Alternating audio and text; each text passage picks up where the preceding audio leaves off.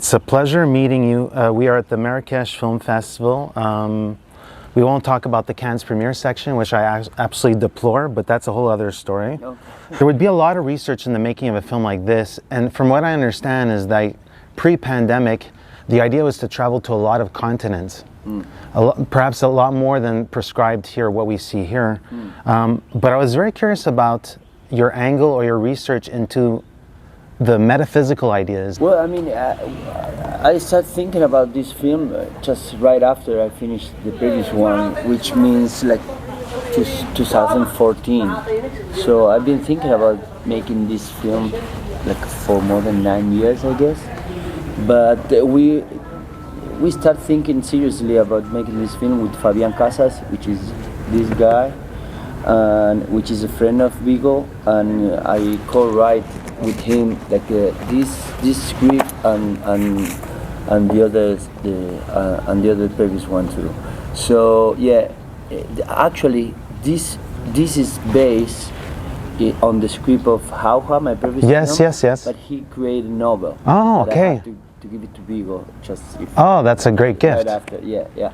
So and just because I was doing a fellowship in US in between Boston and New York, I started to think seriously about doing something inside US. And then I point to myself, where do I would like to put the cameras? And then I asked Vigo if he knows some people in any reservation, and he told me yes, of course I know. So he just pointed me 2 or 3 doors to knock, and I traveled there and I present myself, and I started realizing what was happening there, and I started having some nights rounds with the police officer from one place to another, and then I suddenly understand that I should go in that direction.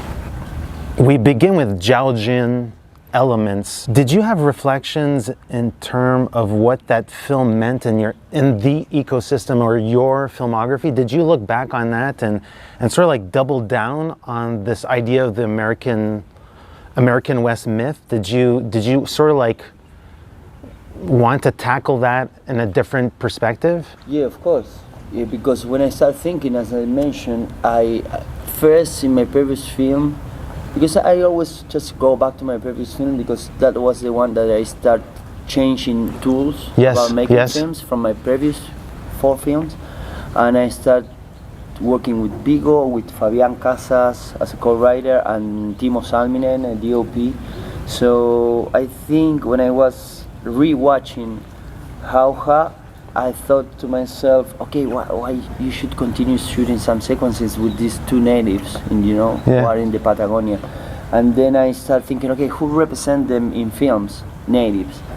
And then I go straight to US, to the Western films, and then I realized that Western films, most of them don't even represent natives at all. So, or not the way I should expect being a South American. Maybe more in touch with these previous people who just walk the land. Of course. Anyone. And then that's why I start to rethink about how we observe ourselves through films. Because at the same point nowadays, so I can make a metaphor about Western, what it was back in time, but nowadays there's a lot of platforms that I don't think represent me at all, the content that you produce. So I think it's that what is we cannot see nowadays is going to be a problem for the future generations, that they will not feel any tracks on us as a community, as the problems we are having now. We are suffering several wars and difference between us as humans, but it's not portrayed in films, I guess, or not as much as it should be.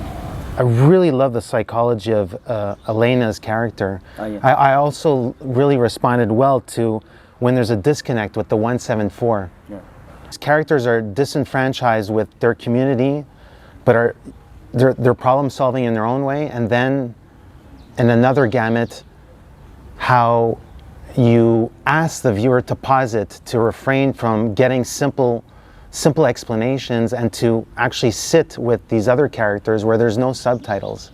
Yeah, I think cinema for me is just try to create an illusion in between time and space. So if you frame like a bottle of water for 30 seconds, it's just a bottle of water. But if you frame more than that, like a minute and a half, you will put your own reflections and connections on that bottle of water. So you will start creating your own idea about what is happening with that bottle, drinking that water, why that bottle is in that table, and things like that. And by framing this way, the way I do in films, especially, which is happening on those places with those characters, with those real persons, with those real people who just play characters on my film. I think you can. It's just a gesture of from me in order to try to make you think about what is really happening in that community. So if I give you some kind of empty frame or not empty frame, like space for you to think really how is it to be there. For example, I don't know if you remember in this film, there's a kind of ceremony when Zade is drinking tea with his grandfather, and it takes It's funny. I was thinking about the national. You guys drink a lot of tea in Argentina. I was thinking, maybe there's like a mate thing there, but mate.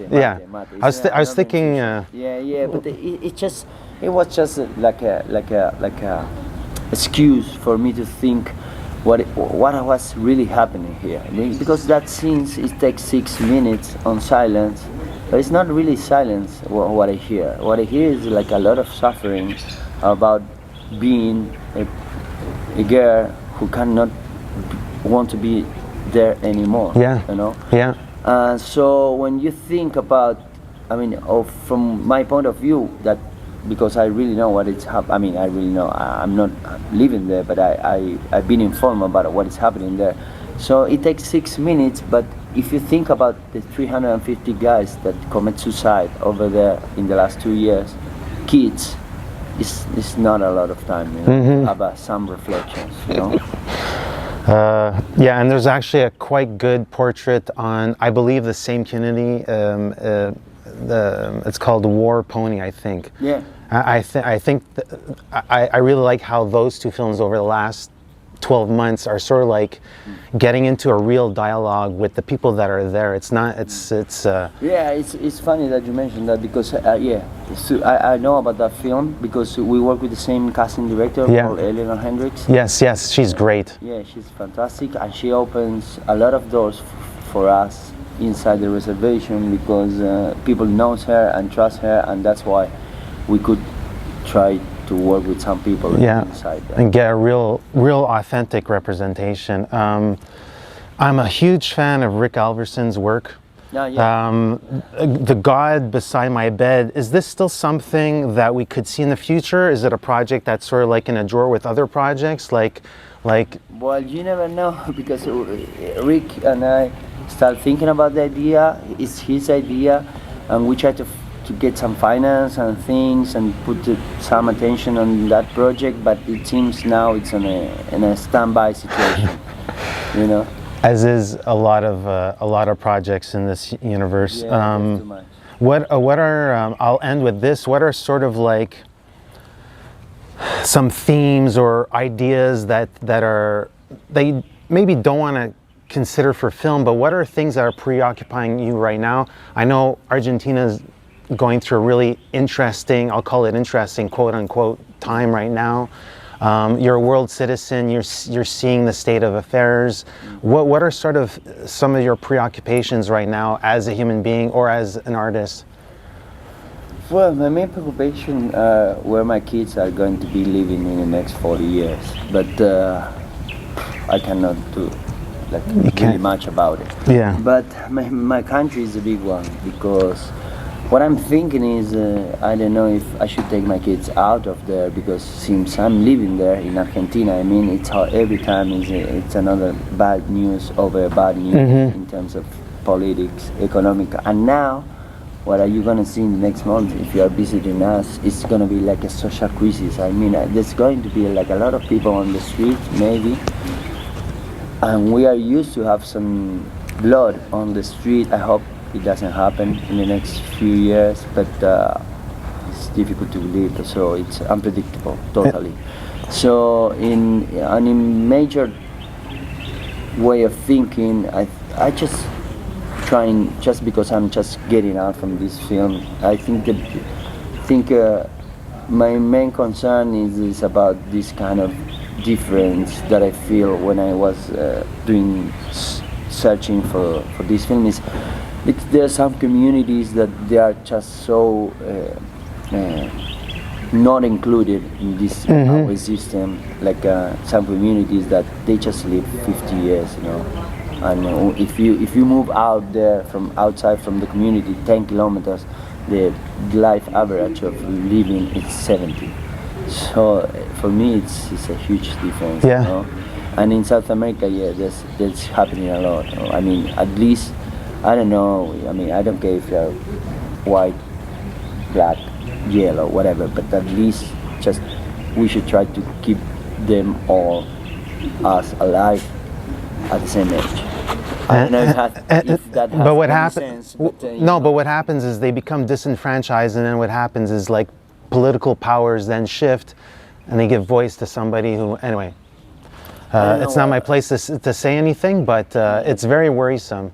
And I think in a country like Lebanon or Argentina, where inflation essentially what it does is it means that you can't really think of tomorrow. You have to think about the now. Yeah. And thinking about the now 365 days out of the year is very taxing. It's like I can't even think about what that does to a person. So it's very, very worrisome.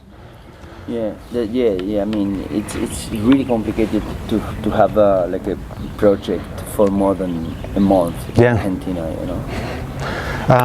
Lisandro, thank you so much for your time, for your cinema, and yeah, I'm wishing the best of luck with the continuation of showcasing this film. Hey, this is Eric from IONCINEMA.com. If you want to support us, subscribe below.